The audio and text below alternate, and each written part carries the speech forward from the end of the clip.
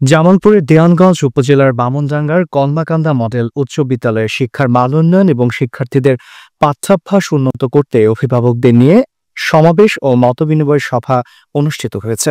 রবিবার সকালে বিদ্যালয়ের মাঠ প্রাঙ্গণে এই গুরুত্বপূর্ণ আয়োজনটি অনুষ্ঠিত হয়। সভায় সভাপতিত্ব করেন বিশিষ্ট শিক্ষাবিদ ও অবসরপ্রাপ্ত প্রধান শিক্ষক আলহাজ আব্দুল মান্নাফ মাস্টার। উপস্থিত ছিলেন বিদ্যালয়ের বর্তমান প্রধান শিক্ষক মোহাম্মদ শহীদুল্লাহ এবং অভিভাবক হিসেবে আনোয়ার হোসেন আকন্দ ও জাবেদ, আবুল কালাম, খায়রুল ইসলাম খোরশেদ, মোহাম্মদ সালাউদ্দিন, আমিরুল হক ও শোভা আক্তার।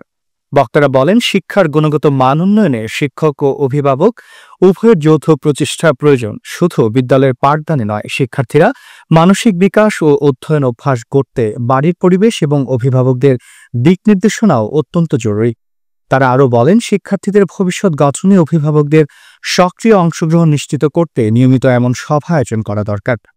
বিদ্যালয় মানেই শুধু পাঠ নয়, শিক্ষার অগ্রগতিতে অভিভাবক ও শিক্ষকের সম্মিলিত প্রয়াসে গড়ে উঠবে ভবিষ্যতের আলোকিত প্রজন্ম।